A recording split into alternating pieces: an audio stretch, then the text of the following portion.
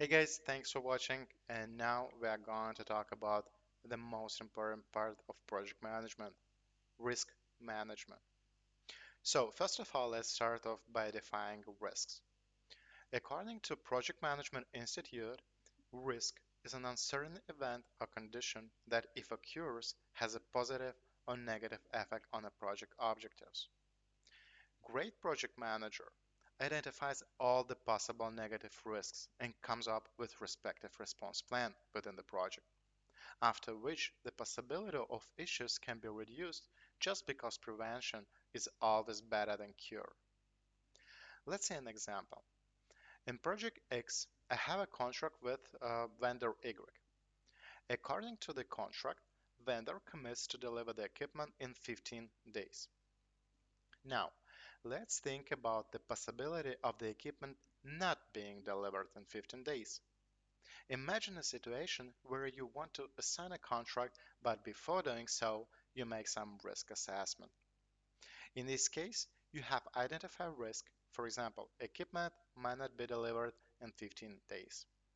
If you know that it's a potential risk which may or may not happen, you can think in advance about possible solution if the risk does occur. Therefore, you have to create a strategy regarding how you will react to this risk. And you say, for example, okay, if this risk will occur, vendor will pay me 15% of total cost of the equipment for every day of delay, for example. I can specify this in the contract to reduce the risk. It's a general overview. In the real world, it's rather complex. However, the main idea is to uphold a meeting about risk assessment with all your stakeholders, with all people that are involved in the project. With these, you will be able to identify a lot of potential risks that may take place in the future.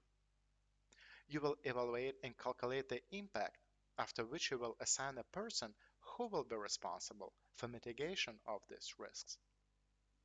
After the meeting, you will have inputs from all stakeholders and will be capable of creating a risk register. Primarily, we need to set a date and the name of stakeholder who have identified the risk. In this example is John Smith. We need to provide a clear description of the risk.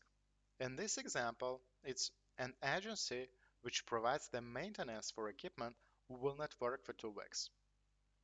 Impact and probability are the two main components of risk analysis, guys. Please keep it in mind. Impact and probability are the two main components of risk analysis. In risk analysis, risk is traditionally defined as a function of probability of an unfortunate event occurring multiplied by the potential impact incurred by the event. In this case, the probability that this risk could occur is over 75%, as you can see in the probability column as number 5. If it occurs, the impact will be critical. You can see next column with number 5.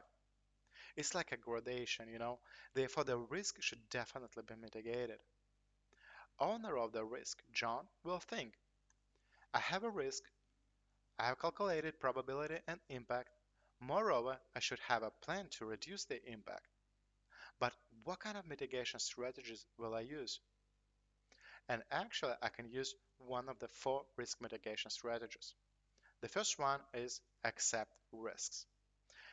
Accept risk meaning I agree with the potential impact and thereby accept this risk, if it's a strategic one, for example. The next one is avoid this risk, meaning that I have to cut out some activities which are too risky to pursue. For example, I can choose a supplier with a proven track record instead of a new supplier that offers significant price incentives.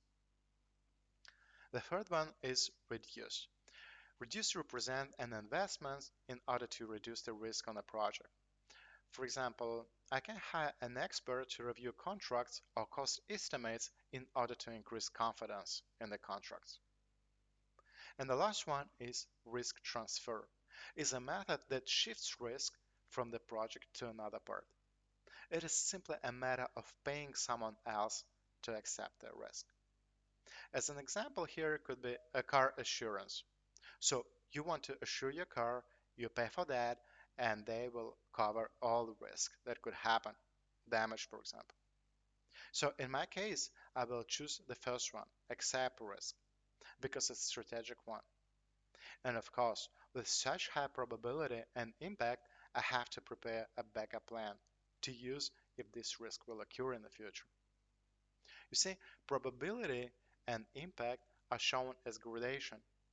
But what would you do if it would be possible to calculate how much a risk costs? You can apply the same formula.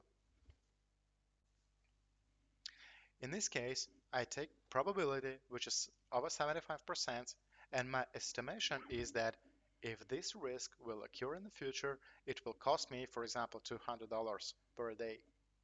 We know that an agency will not work for 2 weeks, so I have to multiply $200 by 10 working days to know how much the risk will cost in the span of 2 weeks.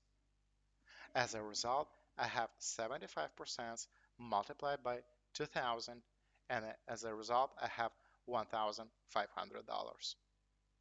In other words, we are creating a reserve of money which should only be used if the risk will occur. We can't use this estimation of budget reserve for other things. Guys, always keep in mind it can only be used for the risk as a reserve, and it's called contingency reserve.